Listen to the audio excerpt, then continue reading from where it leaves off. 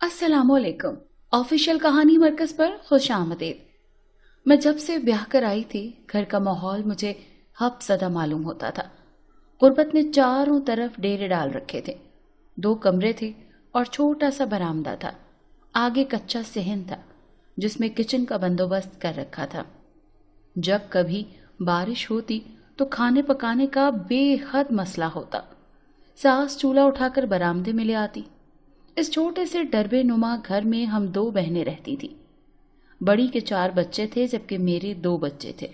एक नंद और एक सास ससुर बरामदे में रहते थे। घर कम, मुर्गियों का दड़बा ज्यादा लगता था।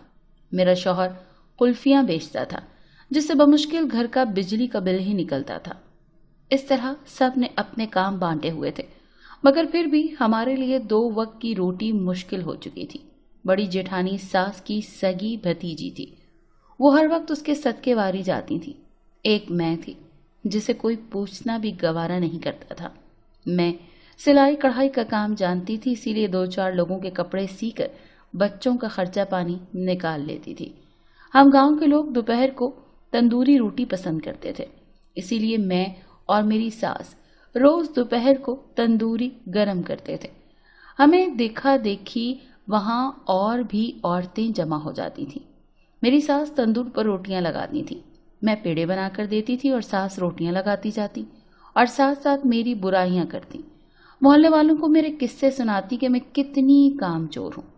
एक दिन एक आदमी तंदूर पर आया और 100-100 के नोट तंदूर में फेंक कर चला गया। मुझे बड़ा दुख हुआ कि काश वो मुझे ही दे जाता। अगले दिन फिर ऐसा ही हुआ। अब ये मामूल बन गया। एक रोज मैं उस शख्स के पीछे उसके घर चल पड़ी। कमरे में घुप अंधेरा था। जैसे ही मैंने आवाज लगाई, कोई है, और फिर तो मेरे होश ही उड़ गए जब उस आदमी ने। हम 6 बहनें थी और बचपन में ही मेरा बाप चल बसा था। बहनों में मेरा नंबर 4था था। सब्र हमें गुट्ठी में पिलाया गया था। बाप का साया जब उठा तो जमाने की सर्द गर्म हवा ने एहसास दिलाया कि बाप बिलाशुबा रहमत होते हैं। बड़ी 3 बहनें और अम्मा लोगों के घर का काम करती थी।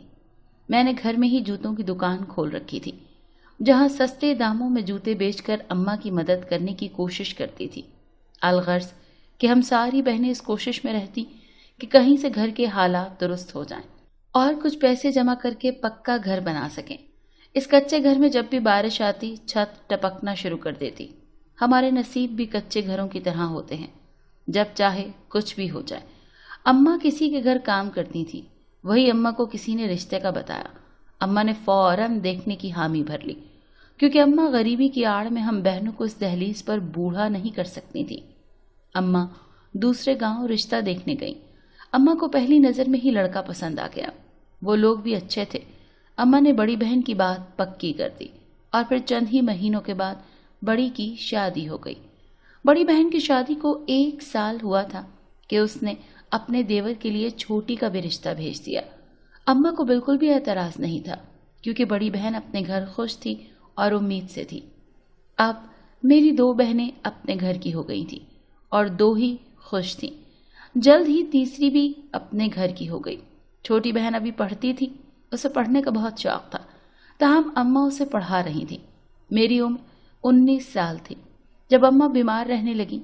अब हर वक्त उनको मेरे रिश्ते की फिक्र लगी रहती कि जल्द कुलसूम की शादी हो जाए। खुदा का न जाने क्या मंजूर था कि हमारे घर रिश्ता आया।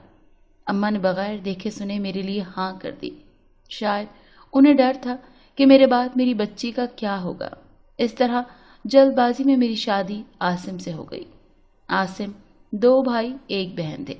आसिम की तालीम प्राइमरी थी और वो कुल्फियां बेचता था।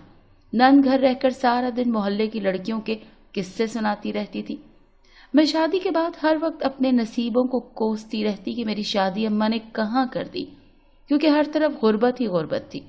इसके बाद अल्लाह ने भी एक के बाद दीगरे 2 बच्चे दे दिए। अपना खर्चा पानी नहीं निकलता था कि बच्चों की जिम्मेदारी सर पर आन पड़ी। मैं चूंकि सिलाई कढ़ाई जानती थी, इसीलिए थोड़ा बहुत काम करके घर को देख लेती थी। आसिम को जब भी कहती कि आप साथ कुछ और भी काम कर लें, तो वो ऑफिस से बाहर हो जाते और मुझे मेरे मायके के ताने देते। ایک دن ایسے ہی میں کام کر رہی تھی کہ مجھے خبر ملی کہ میری ماں اس دنیا سے چل بسی ہے۔ مجھے ماں کی موت کا بہت صدمہ ہوا، مگر وقت کے ساتھ ساتھ یہ کم ہوتا گیا۔ چھوٹی بہن کو بڑی بہن اپنے ساتھ لے گئی کیونکہ وہ اپنے گھر خوش باش تھی۔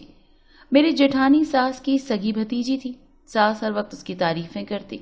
میری صحت پر کوئی فرق نہیں پڑتا کیونکہ میں جانتی تھی کہ یہاں اس غربت کے دنوں میں کون کتنا ہمدرد ہے۔ میں جو بھی کماتی تھوڑے پیسے بچا کر رکھ لیتی تاکہ بچوں کے بڑے ہونے تک کچھ پیسے جمع کر لوں، پھر بچوں کو کسی اچھے سے اسکول میں داخلہ دلوا دوں گی۔ صبح کا ناشتہ ساس بناتی تھی اور رات کا جیٹھانی کھانا بناتی تھی۔ دوپہر کو میری ساس اور میں تندور پر روٹی لگانے جاتے تھے کیونکہ سچ وہ روٹی پسند کرتے تھے۔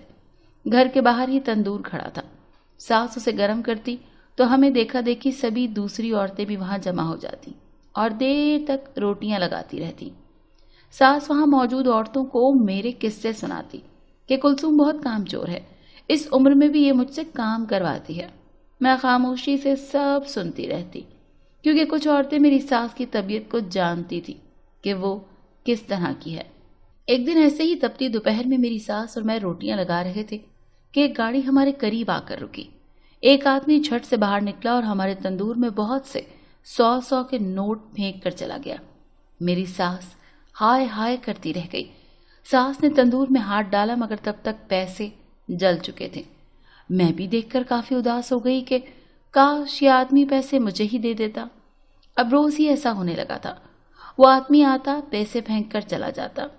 ایک دن تجسس کے ہاتھوں مجبور ہو کر میں نے ساس سے جھوٹ بول کر اس آدمی کا پیچھا کیا مگر وہ گاڑی جلد ہی نظروں سے اوجھل ہو گئی۔ اس کے بعد کچھ دن تک میری طبیعت خراب رہنے لگی۔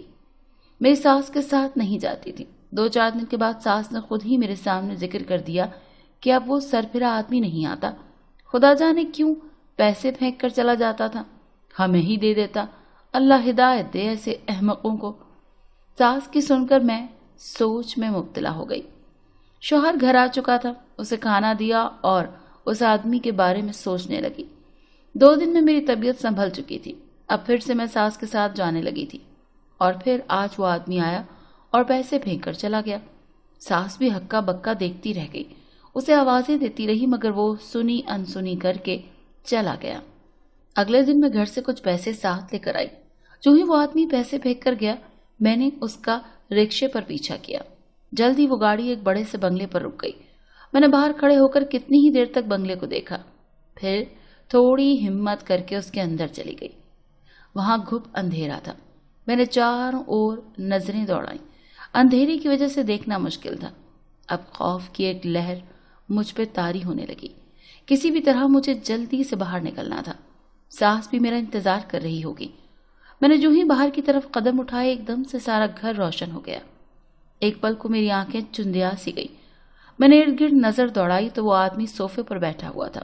میں اسے دیکھ کر ڈر گئی کہ یہ کیا سوچ رہا ہوگا، یہاں پر کیا کر رہی ہے۔ لیکن جب میں اس کے قریب گئی اور میں نے دیکھا کہ اس آدمی کی آنکھیں بند ہیں اور وہ رو رہا ہے، میں الٹے قدموں وہاں سے نکلنے لگی تو اس آدمی نے مجھے آواز دی اور اپنی جگہ سے کھڑا ہو گیا۔ مجھے 2 منٹ رکنے کو کہا۔ اس کے بعد میرے ہوش اڑ گئے اور میرے سر پر مجھے ایسے لگا جیسے آسمان گر گیا جب میں نے اس آدمی کو اونچی آواز میں گڑ گڑاتے اور روتے ہوئے دیکھا۔ میں روتے ہوئے دیکھ کر اس کو بہلانا شروع ہو گئی اور اس کے رونے کا سبب پوچھ بیٹھی۔ کہیں نہ کہیں مجھے خوف تھا کہ یہ آدمی میرے ساتھ کچھ غلط نہ کر دے۔ میں جلدی جلدی گھر میں پہنچنا چاہتی تھی لیکن نہ جانے اسے کیا ہوا کہ وہ آدمی میرے قریب آیا اور مجھے کہنے لگا کہ میں گھر میں اکیلا رہتا ہوں، میرے پاس بے تحاشا دولت ہے لیکن اس دولت کا کوئی والی وارث نہیں ہے۔ میں کسی سے محبت کرتا تھا مگر اس لڑکی کی کہیں اور شادی ہو گئی، پھر میرے ماں باپ نے بھی میری کہیں اور شادی کر دی۔ میں اپنی بیوی سے بہت محبت کرتا تھا مگر قسمت نے اسے بھی مجھ سے چھین لیا۔ شادی کے 2 سال بعد ہی میرے ماں باپ اور میری بیوی ایک حادثے میں مر گئے۔ اب میں اکیلا رہتا ہوں، نہ میری کوئی اولاد ہے اور نہ ہی کوئی آگے پیچھے خاندان ہے۔ میں نے اتنی دولت کا کیا کرنا ہے جب اسے کوئی سنبھالنے والا ہی نہیں ہے۔ مجھے اس گھر میں تنہا رہتے کافی عرصہ ہو چکا ہے۔ مجھے اس آدمی کی داستان سن کر بڑا دکھ ہوا مگر میں اس کو کوئی بھی ہمت اور دلاسا نہیں دے سکتی تھی۔ مجھے کسی بھی طرح اپنے گھر پہنچنا تھا۔ جلدی سے اس کے بنگلے سے باہر نکلی۔ باہر شام ہو چکی تھی۔ جلدی سے گھر پہنچی تو ساس وہاں پہلے ہی مجھے لتاڑنے پر کھڑی تھی۔ میں نے خاموشی سے ساس کی جلی کٹی سنی۔ ساری رات اس آدمی سے متعلق سوچتی رہی۔ اگلے دن میں صبح جلدی اٹھی اور اس آدمی کے گھر پہنچ گئی۔ چوکیدار کو میں نے اس کا رشتہ دار کہہ کر تعارف کروایا۔ اندر جا کر میں نے پورے گھر کی صفائی کی، اس کے لیے ناشتہ بنایا، دوپہر کا انتظام کیا اور چوکیدار کو ساری ہدایات دے کر واپس چلی آئی۔ اب روز ہی میرا یہ معمول بن چکا تھا۔ میں جلدی اٹھ کر گھر سے جاتی اور پھر سارا کام نمٹا کر واپس آ جاتی۔ ساس نے ایک دن مجھے دیکھ لیا اور مجھ سے پوچھنے لگی تو میں نے جھوٹ بول دیا کہ میں کسی کے گھر کام کرنے جاتی ہوں۔ اب وہ آدمی تندور پر نہیں آتا تھا۔ ساس کئی بار اس کا ذکر کر چکی تھی۔ چوکیدار اس کو بتا چکا تھا، وہ بھی جان چکا تھا کہ میں یہ سب کر کے آتی ہوں۔ مجھے اس کے گھر جاتے ہوئے 6 ماہ گزر چکے تھے۔ ایک دن ایسے ہی میں گئی تو چوکیدار مجھے بتانے لگا کہ آج صاحب کی رات سے طبیعت بہت خراب ہے، ڈاکٹر کے پاس نہیں جا رہے۔ میں کتنی بار بول چکا ہوں کہ آئیں آپ کو کسی اسپتال لے جاتا ہوں، لیکن مجال ہے کہ وہ میری مان جائیں۔ میں ڈرتے ہوئے اس آدمی کے کمرے میں گئی تو وہ آدمی بہت تکلیف میں تھا، بری طرح سے کھانس رہا تھا۔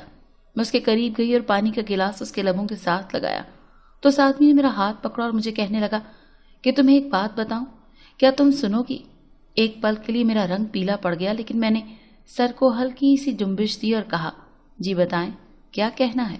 کہنے لگا، میں جس لڑکی سے محبت کرتا تھا اس کی شادی کہیں اور ہو گئی تھی۔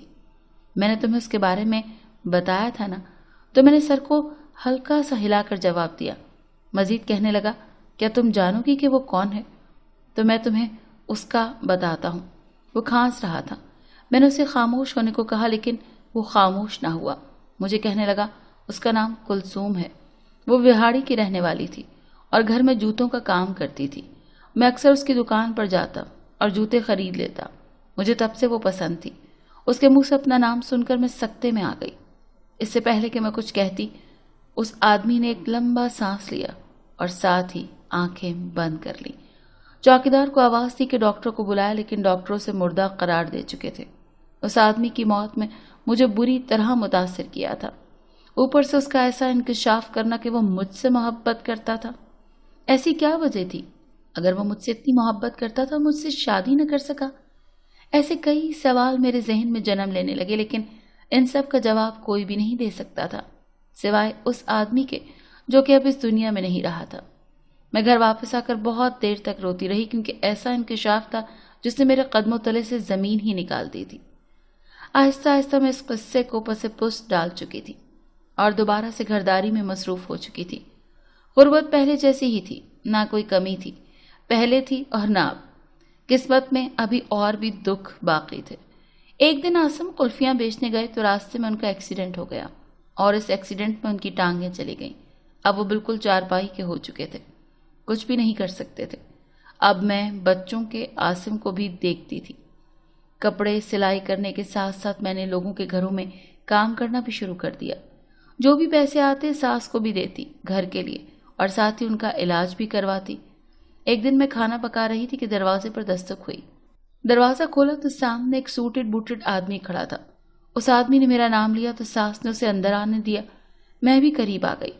اس کے بعد اس آدمی نے بتایا، جسے سن کر میں اور میری ساس دونوں ہی سکتے میں آ گئیں۔ وہ آدمی کہنے لگا کہ مسٹر ابراہیم نے اپنی ساری جائیداد کلثوم کے نام کر دی ہے۔ مسٹر ابراہیم؟ میں نے چونک کر ان سے پوچھا کہ میں تو اس کو جانتی ہی نہیں۔ تو وہ مجھے بتانے لگے کہ جس آدمی کے گھر آپ کام کرنے جاتی تھی وہ آدمی مرنے سے پہلے اپنی ساری جائیداد آپ کے نام کر گیا ہے، کہ میرے مرنے کے بعد ہی کلثوم کو دے آنا، اسی لیے میں یہ کاغذات آپ کے پاس لایا ہوں۔ وہ آدمی کاغذات اور تفصیلات دے کر چلا گیا۔ ساس کو میں نے مختصر سا بتا دیا اور پھر میں اس کے گھر آ گئی۔ اب سب ہنسی خوشی رہنے لگے تھے۔ ساس میرا نام لیے نہیں تھکتی تھی۔ آسم کا علاج اچھے سے اسپتال میں کروایا۔ ان کی ٹانگیں بھی سرجری سے کسی حد تک ٹھیک ہو چکی تھیں۔ خدا کب کیسے نواز دیتا ہے، ہم لوگ دیکھتے رہ جاتے ہیں۔